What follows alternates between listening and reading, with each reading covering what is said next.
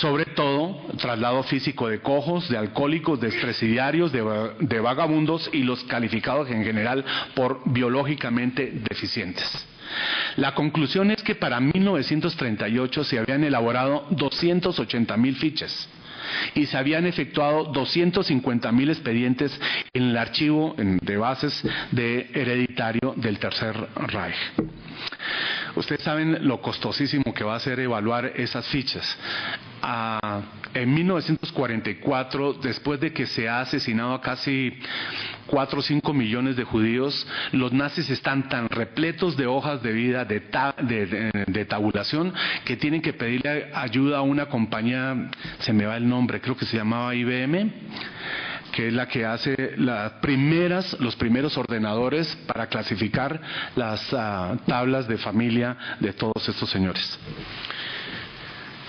Esas bases de datos fueron también realizadas por profesores de varias universidades de Alemania, entre ellos un señor que se llama el doctor Karl Astel y el otro médico psiquiatra Heinrich Wilhelm Kranz de Turingia, que elaboraron las bases de datos más completas de enfermos mentales en Alemania y que fueron las que usaron precisamente los nazis para comenzar a hacer su segundo programa, el programa de eutanasia.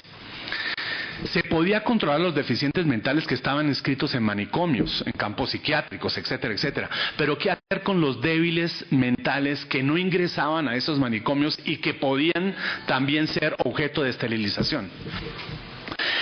La Asociación Psiquiátrica Alemana definió al idiota como aquel que tenía un índice de inteligencia entre 0 y 19 puntos, definió al imbécil como aquel que tenía un índice de inteligencia entre 20 y 49, pero la misma Asociación Psiquiátrica Alemana propuso que se incluyera dentro de los débiles mentales a los de rango medio, es decir, entre 50 y 70 puntos de coeficiente intelectual.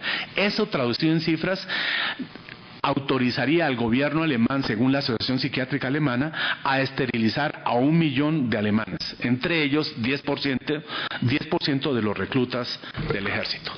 Las revistas médicas de Alemania en los años 30 pululan de artículos de médicos que para ganar puntos con el gobierno comienzan a escribir artículos sobre el carácter hereditario de enfermedades mentales, sobre el alcoholismo, sobre trastornos visuales, etcétera, etcétera. Pero sobre todo comienzan a ampliar el campo de los que deben ser esterilizados. No basta con los enfermos mentales, no basta con los débiles mentales, no basta con los medios mentales, hay que ingresar, proponían los médicos de la época, los deformes físicamente graves, los que padecen de dislocación congénita de la cadera, los de menor estatura 1,40, los de labio leporino, los de paladar encendido, los de los famosos sabios autistas, etcétera, etcétera. Y son ellos los que proponen, los psiquiatras de la Asociación Psiquiátrica Alemana, los que proponen la constitución de tribunales de sanidad hereditarias. Se fundan 220 tribunales de sanidad hereditarias y se fundan 18 tribunales de apelación. Como los médicos no quieren sentirse culpables, sostienen que ellos deben tener mayoría en esas juntas. Entonces está compuesta cada junta, cada tribunal, por un juez y 2 médicos que deberían dictaminar sobre lo pertinente en el caso de la esterilización.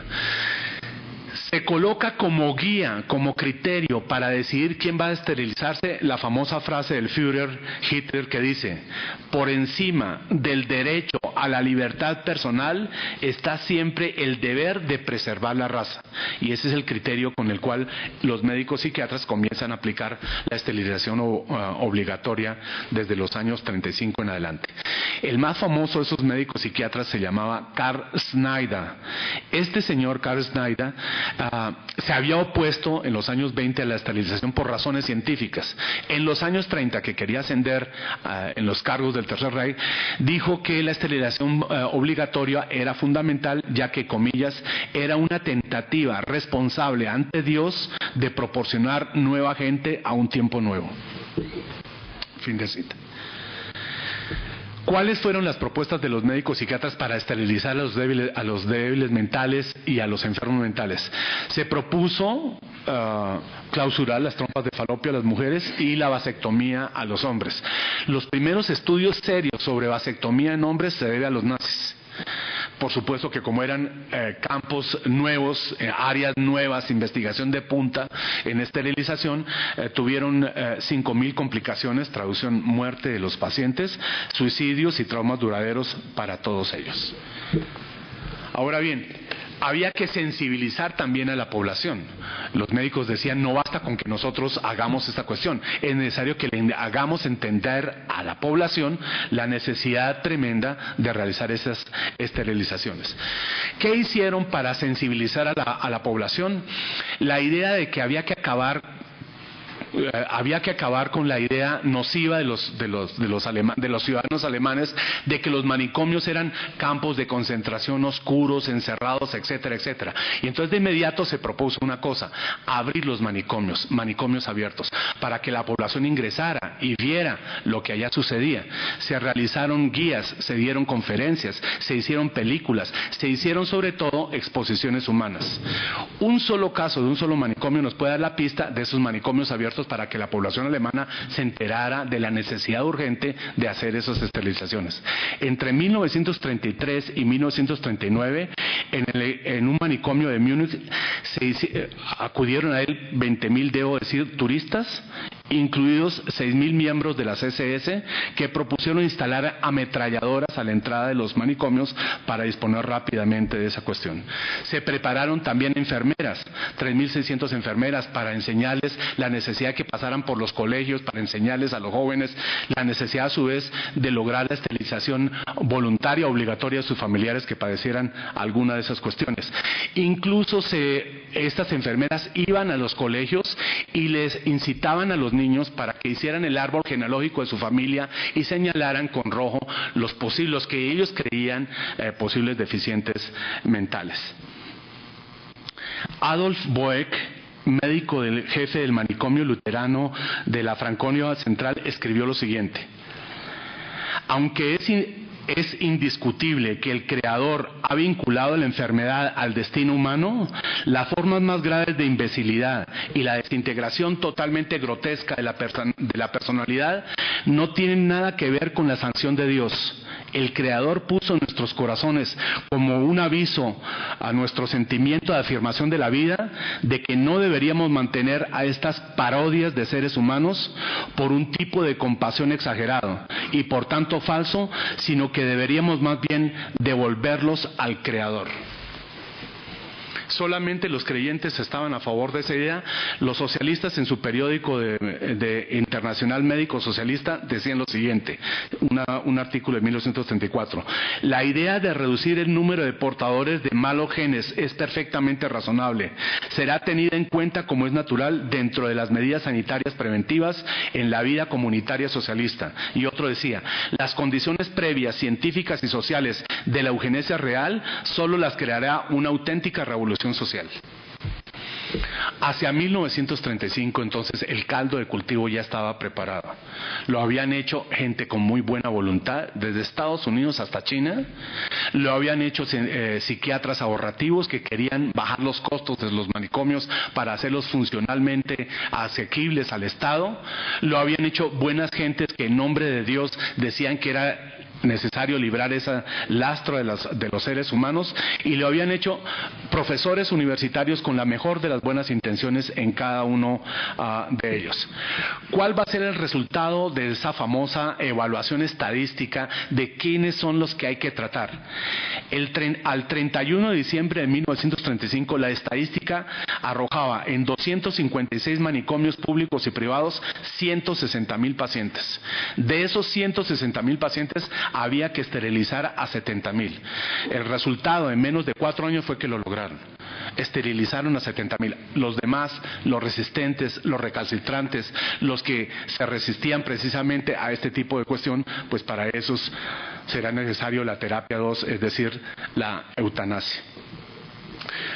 Un médico psiquiatra alemán de 1935, Karl Knapp, escribió: tenemos ante nosotros en estos establecimientos, además de idiotas del nivel más bajo, ruinas espirituales en número nada insignificante pese a todos nuestros esfuerzos terapéuticos, que son verdadero material paciente, que como mero lastre que ocasiona costes, debería erradicarse, matándolo de forma indolora, lo que se puede justificar como una política económica de autodefensa de una nación que lucha por su propia existencia, sin que se entremezclan los fundamentos de valores culturales.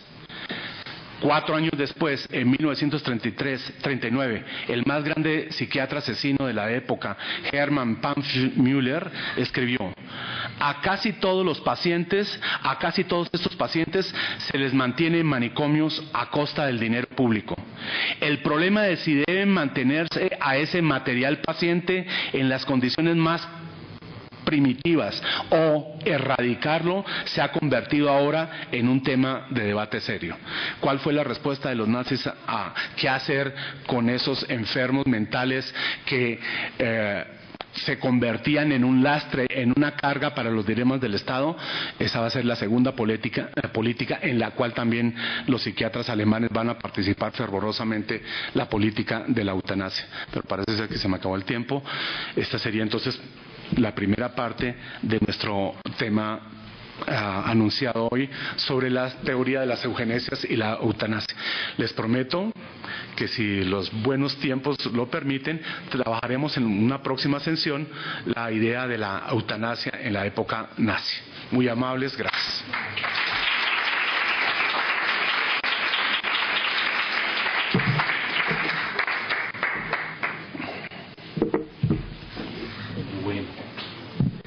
Como lo planteamos en esta segunda parte, muy gentilmente el profesor Carlos Arteaga Pallares nos va hoy a acompañar, acompañando al profesor Prieto. Aprovecho yo para hacer los anuncios, como en las misas, pero a mitad de camino. Conferencia: psicoterapia asistida con animales en pacientes con cáncer. Los conferencistas van a ser la doctora Mónica Acosta Nieva, psicóloga clínica, y el doctor León Michan Balikamien, médico psiquiatra psicooncólogo. Esto tendrá lugar el día 28 de mayo de 2010 a las 11:30. Varios psiquiatras me llamaron y me dijeron que cómo así que la jornada había sido hoy y no era en 15 días. Indiscutiblemente el modificar el encuadre va para mi profesor invitado, después de lo cual a la 1 de la tarde están todos invitados a un rico almuerzo. Hoy es bandeja paisa.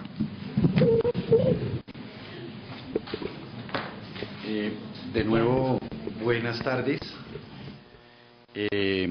Estoy muy sorprendido de que me hayan invitado a moderar 2 sesiones en un tiempo muy corto, lo que habla de que me he vuelto una persona muy buena moderadora y aparentemente tranquila. Hoy, muchas gracias al doctor García por pensar que podía colaborar en algo a la excelente presentación del doctor Prieto. Tampoco conocía el temario y me venía preguntando de cuántas cosas puede uno opinar con algo de saber. Me emocioné muchísimo de estar aquí. Realmente lo que me llamó muchísimo la atención fue el título. Me pareció bastante entusiasmante. Y llamé a un par de personas y pregunté quién era el doctor Felipe Prieto. Y me dieron excelentes referencias suyas, personas que han sido exalumnas, para que usted esté muy contento. No tenía ni idea que íbamos a hablar de eugenesia y eutanasia. No se me habría ocurrido jamás poner esos temas como agujeros negros de la psiquiatría. Se me hubieran ocurrido otros 5, 8, 10 temas. Pero creo que me siento muy satisfecho de haber venido, porque creo que se pone el dedo en la llaga de un problema importantísimo para la psiquiatría. Ya no desde la perspectiva del investigador, con esta excelente exposición, tan bien lograda, tan llena de datos fehacientes, pues que queda uno aturdido por una situación de estas, sino lo que esto ha significado y sigue significando para el ejercicio de la psiquiatría hoy en día. Pensaba yo sentado escuchando al doctor Prieto que cuando alguien tenga que hablar del ejercicio de la psiquiatría en el año 2010, en el 2080, y transcriba los anales, seguramente la gente que está en el auditorio se horrorizará tanto como nosotros hoy aquí. Y la razón es sencilla. Por más que queramos decir que la psiquiatría es una disciplina científica, nosotros estamos en pañales. Pero tristemente, la idea de creer que entender el cerebro nos permite ser psiquiatras con este boom de lo que se ha dado en llamar la psiquiatría biológica, nos hace pensar que hemos cogido el cielo con las manos porque está implicada la serotonina. Entonces, me parece maravilloso mostrar el otro lado de la moneda. He insistido durante años, vale la pena decir, sin ningún beneficio, en que como existe una psiquiatría biológica, apellido que le pusieron a la psiquiatría innecesario, porque toda psiquiatría es biológica, no podría ser distinta, trabajáramos la idea de una psiquiatría cultural por oposición. No he tenido mayor fortuna. El único adepto a ese proyecto sigo siendo yo mismo. La psiquiatría está en una encrucijada entre lo biológico y lo cultural. A la psiquiatría se nutre de toda la cultura. La medicina también, por supuesto, lo que pasa es que eso se nos olvida. Entonces no somos ajenos a la cultura, a la ideología y a la moda. Lo que pasa es que creemos que no tenemos una visión crítica para ese hecho y creemos que lo que estamos haciendo está bien hecho. Y las generaciones más recientes de psiquiatras, siento yo, tienen un espíritu crítico menor. Un fenómeno como el de la antipsiquiatría, que ojalá usted pueda revisar si lo entusiasma esto, liderado por 3 psiquiatras británicos, Cooper, Laine y Sterson, dijo una cantidad de cosas en la década del 60 y del 70 a la psiquiatría que tapamos y guardamos entre cajones. Esto es lo que usted nos está hablando. Ellos pusieron muchos de estos elementos con estos antecedentes de relieve, de lo mal que hacíamos nuestra labor, de cómo estábamos contaminados en una condición acrítica en el ejercicio de un oficio muy dado a una situación como para tratar de pasarlo como ciencia, entre comillas. Entonces ahí hay una cantidad de cosas interesantísimas. No le quiero quitar, obviamente, el protagonismo al doctor Prieto, pero sí quisiera dejarles una pequeña reflexión. Estaba leyendo un periódico de literatura y apareció un título de una obra escrita por un joven. Discúlpeme, ya mi memoria no es tan buena. Pero más o menos la idea es esta. En Editorial Planeta se ganó un premio, creo que fue Planeta o Seixbar, alguna cuestión de estas. Este joven, nacido en Estados Unidos, se hacía la pregunta de qué hubiera pensado si el fenómeno nazi se hubiera dado en Estados Unidos en los años 30, o en Suecia, o en Dinamarca, o en Australia. La pregunta que se hace esta novela, creo que es una novela, es cómo un pueblo, todo un pueblo, se dejó enredar en esta idea del holocausto, porque pues eugenesia y eutanasia son holocausto. ¿Qué pasó? Un pueblo brillante, un pueblo que está pagando, esto ya es de mi cosecha, no he leído el libro, es decir, había una reseña. Un pueblo que paga indemnización de una primera guerra, entabla una segunda, paga indemnización de una segunda y hoy es la potencia económica más importante en el euro. Yo no sé si eso es una raza superior, pero sí es otra raza. Nosotros llevamos 150 años debiendo plata y nunca saldremos de la miseria. Si es el hecho de ser superior les implica que pueden acabar con lo que consideren inferior, es un problema distinto. Entonces, ¿cómo un pueblo completo, brillante, se deja llevar por esta idea de un mundo diferente con una raza superior? ¿Y quién de nosotros, si hubiera nacido en Frankfurt en 1900, pensaría distinto con el Tercer Reich en 1930? Los tiento a que se pregunten, algo que hoy nos genera el horror, cómo nos hubiéramos comportado como alemanes belicosos de treintones en ese momento de la historia de ese país. Esto no sirve de ninguna manera, a veces estoy diciendo que el Holocausto fue una maravilla, para nada.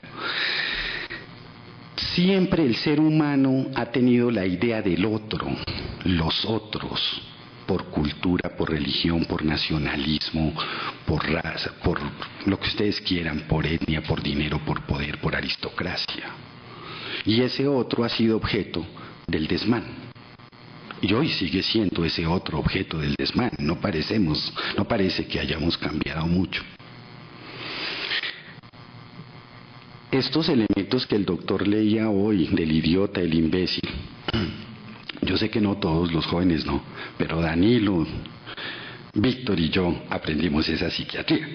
Así no somos tan viejos y así no hablamos de imbéciles, idiotas, etc. La pregunta es esta, mi doctor. Empiezo yo por hacerle esta pregunta. ¿Le suena la idea de que haya un movimiento que examine lo cultural de la psiquiatría con la misma seriedad y el mismo entusiasmo que lo biológico? Mirar si eso cultural que permea toda la sociedad y obviamente las ciencias en mayor o menor medida, y más la nuestra que está muy distante de ser exacta, tuviera posiblemente un proyecto interesante a mediano y largo plazo para quizás poder mirar los fenómenos que hoy evaluamos y la forma como procedemos de manera distinta.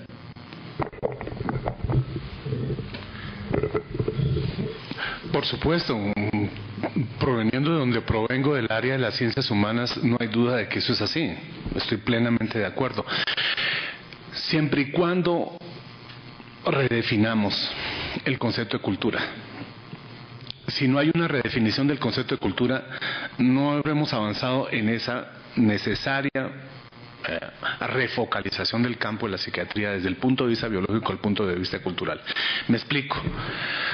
Quizás este país es experto en una cosa llamada violencia. Y a todos nosotros nos han lavado el cerebro durante años enteros diciéndonos que el único mecanismo que tenemos para combatir la violencia es la educación.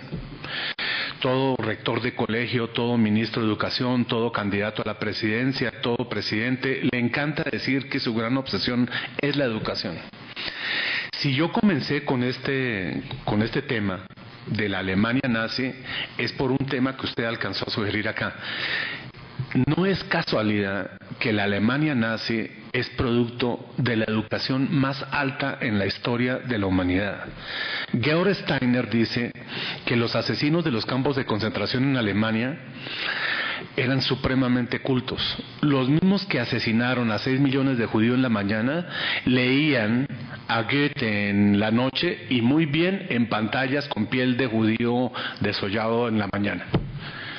Los mismos que asesinaron a gitanos, a homosexuales, a testigos de Jehová, a miembros del Partido Comunista, a alcohólicos, son exactamente los mismos que iban al ciclo de invierno de las sonatas para piano de Beethoven, o que asistían a los conciertos de Furtwängler con la Filarmónica de Berlín.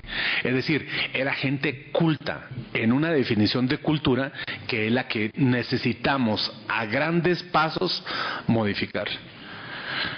Si fuera por la educación del Gymnasium alemán, que fue la que usted menciona, la generación entre los años 20, entre 1900 y 1930, es el prototipo de la educación a lo largo de todo el siglo XX. Y así como usted menciona de manera hermosa ese famoso autor del que a mí también ya Alzheimer ha hecho de las mías, sin embargo, yo le invitaría a los señores doctores a que vieran, si es que ya no la vieron, la hermosa película La cinta blanca de Haneke, sobre cómo es que se hace, cómo es que las juventudes de 1900 terminan siendo las juventudes nacionalsocialistas de 1930. Esa sería una buena invitación. Repito, claro que sí, es urgente en la psiquiatría refocalizar la atención de la biología sin apartarse de ella, porque es una de sus raíces, pero también mirando la cultura, siempre y cuando la modifiquemos desde la base misma de la cuestión.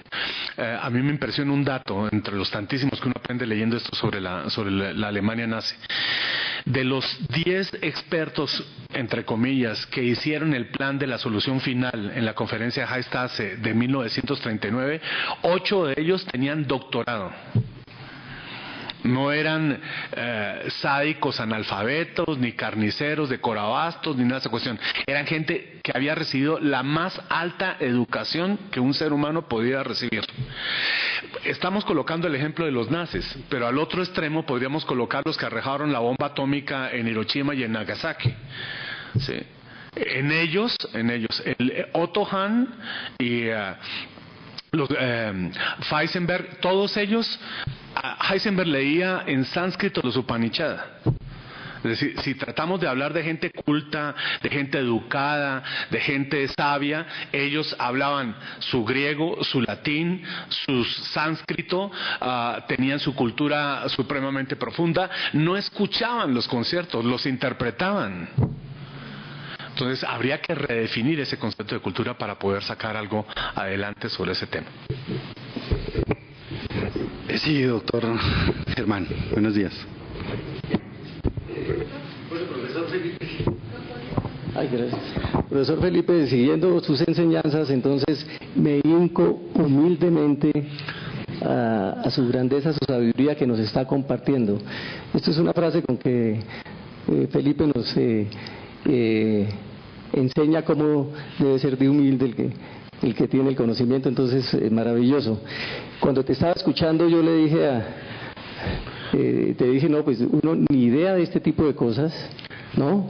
Pero indudablemente cuando se habla de la cultura, pues yo quisiera decir que cada cosa que tú planteabas es de la gran actualidad como nos educaron. A mí me educaron así, con ese tipo de conceptos, y así nos educaron en la psiquiatría, así me educaron en la familia.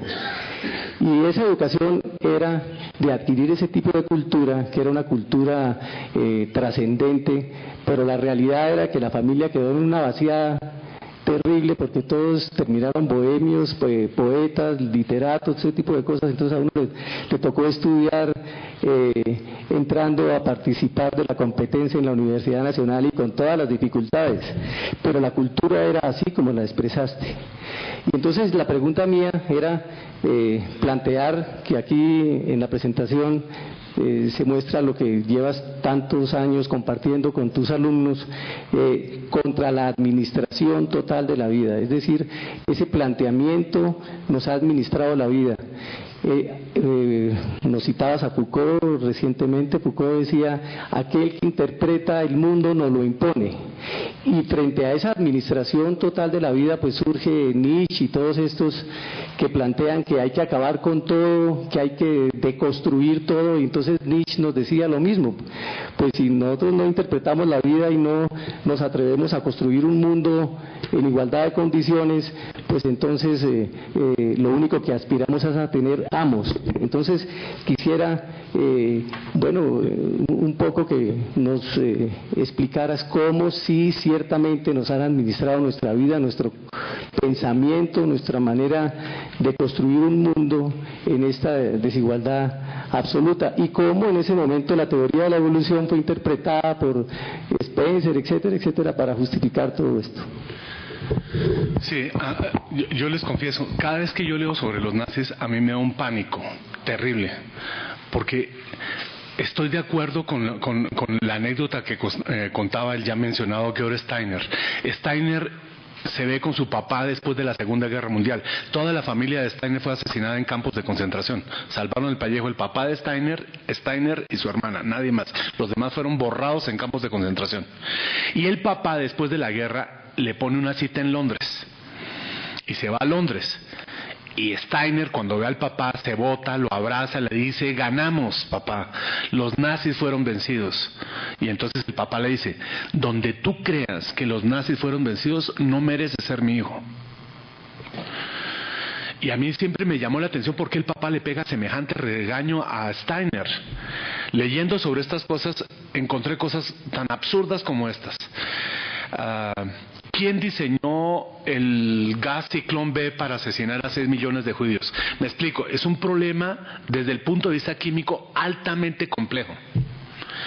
Era necesario idear un gas que fuera inoloro, porque meter a 30, 40, 100, 200, 300 personas en un cuarto sin rebeldía ninguna, diciéndoles que se los iba a bañar, necesitaban que el gas no fuera captado por las narices.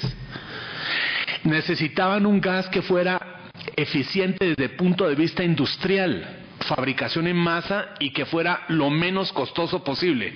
¿Quién ideó esa obra maestra sádica del gas Ciclón B hecho con anhídrido cianhídrico? Hebler, el premio Nobel de Química. A él lo contrataron para hacer bien un gas inoloro y él cumplió con lo que le pedían. Se necesitaba producirlo en masa. ¿Quién diseñó la producción en masa del gas Ciclón B? Que, si ustedes se dan cuenta, tiene exactamente el mismo diseño de las bebidas energizantes que toman ahora los adolescentes. Incluso hay una bebida energizante que se llama Ciclón. Y el estudiante, un estudiante universitario que sabe esa cuestión, lo toma con el más profundo gusto. Es decir, ha llegado tal el cinismo que se nos ha olvidado que los nazis no perdieron la Segunda Guerra Mundial. Quien diseñó la producción industrial de esa cuestión se llama Bayer. Quien diseñó la distribución y la fabricación es I.G. Farben, la de los lápices. Se necesitaba un dispositivo especial que fuera capaz de lanzar la pastilla de cianuro sobre el ácido sulfúrico para disolverse, pero mientras se la lanzaba, la persona que la lanzara podría morir. Se necesitaba un dispositivo electrónico. ¿Quién diseñó el dispositivo electrónico para ser lanzado y que no pudiera no colocar en peligro al médico que la iba a lanzar? Siemens. ¿Quién distribuyó en todos los 6, 7 campos de exterminio en Polonia el gas Ciclón B, que necesitaba grandes fuentes y precisión en la distribución? La Mercedes-Benz. Entonces, ¿quién fue Primo Levi, el gran escritor de Los hundidos y los salvados, que sobrevivió al campo de concentración? 30 años después, en Italia, va a mandar comprar un calentador para su apartamento y se da cuenta que la marca que diseñaba esos calentadores era la misma marca que diseñaba los campos de incineración de 6 millones de judíos, y se suicida. Es decir, no más con el cuento de que los nazis perdieron la Segunda Guerra Mundial, la ganaron y son ahora las grandes multinacionales del mundo. Si hablamos tanto, con tanto fervor, de reducción de costos, de eficiencia, de competencia, de pulir para llevar al máximo la eficiencia de una determinada empresa, ese es exactamente el mismo discurso de los nazis. No lo digo yo, lo dice Henry Ford, que fue gran admirador del proyecto nazi. Entonces, esa idea de la administración total de la vida surge precisamente con los nazis. Los nazis fueron los primeros en darse cuenta de una cosa que es la más importante para poderle controlar a uno su vida. Donde usted deje a la persona que va a controlar libre, así sea un segundo, desconectado de usted, de inmediato lo controla. De inmediato la persona comienza a pensar. Todos nosotros sabemos la famosa definición de Platón en el Fedón de qué es pensar: el acto por medio del cual el ser humano reflexiona a solas consigo misma. Es decir, ¿cuál es la condición para pensar desde Platón? La soledad. Luego, entonces, si un régimen de administración total de la vida nos quiere controlar totalmente nuestra existencia, ¿qué debe hacer? Impedir que estemos solos. ¿Y cómo hace para impedir que estemos solos? Mi generación, que parece ser que también la del doctor, era de 3 canales de televisión. La de mi hijo es de 120 canales de televisión. Mi generación era la de un teléfono fijo que uno tenía que bajar al primer piso, tan pesado ese teléfono que había una mesita para el teléfono y uno tenía que contestar corriendo para eso. Ahora se lo colocan a uno móvil. Si uno apaga el móvil le guarda a usted sus mensajes. Si uno no botó el móvil o se lo robaron en Transmilenio, cuando llegue a la casa, el email le tiene todos los mensajes habidos y por haber. La tarea es impedir a todo trance en sus vidas que haya un solo momento para que ustedes piensen. Cada vez que ustedes, bueno, es que hasta los lemas de las empresas se volvieron cada vez más cínicos. Connecting people. Es decir, la tarea es permanentemente conectar a la gente, mantenerla conectada. Donde el maldito se desconecte, piensa y se acaba la forma de administración de control. Sí, doctor. Buenas tardes, mi nombre es Giovanni Gómez, soy médico residente de segundo año. Quería preguntarle, doctor, ¿cuál cree usted que sea en el momento actual de la psiquiatría moderna, o con ejemplos si es posible, el legado precisamente de todos esos fenómenos en la psiquiatría actual? ¿Dónde vuelve a ocurrir, si lo hay, el fenómeno de eugenesia, eutanasia o cualquiera de los que usted citó en su buena narración? Sí, gracias. Ustedes lo saben mejor que yo. Donde haya prelación del costo sobre el paciente, ahí están los nazis. Donde haya preocupación por la eficiencia respecto del tratamiento, ahí están los nazis. Donde haya investigación de punta sin preguntar con qué sentido, con qué propósito hacer esa investigación de punta, ahí están los nazis. ¿Sí? Es decir, sé que estoy usando un término que no es correcto desde el punto de vista político, emplear el término nazi, ni el término fascista, ni el término totalitario. Es tal el grado de dominación de nuestras vidas que los términos de que mi generación empleaba, nazismo, fascismo, nacionalsocialismo, totalitarismo, ya no tienen sentido. Ahora hay una especie de totalitarismo light que invade la totalidad de nuestras vidas, hasta tal punto que somos absolutamente incapaces de darnos cuenta que estamos en un régimen totalitario. Un régimen totalitario que nos quiere bien. Ustedes saben la famosa polémica hermosa entre George Orwell, el de 1984, y Aldous Huxley, el del Mundo Feliz. Orwell creía que los dictadores del futuro nos irían a gobernar a punta de fusil, a punta de lavado de cerebro, a punta de manipulación del lenguaje, una especie de gran hermano que le hablaba ahí. Ustedes saben que el primer reality que se hizo en Holanda se llamaba así, El Gran Hermano. Y por otro lado estaba Huxley, y Huxley les dijo: olvídense, los Hitler del futuro no van a tener que dominarnos a nosotros a punta de violencia, nos van a dominar a punta de placer. La mejor forma para controlarnos no es a punta de violencia, es a punta de placer.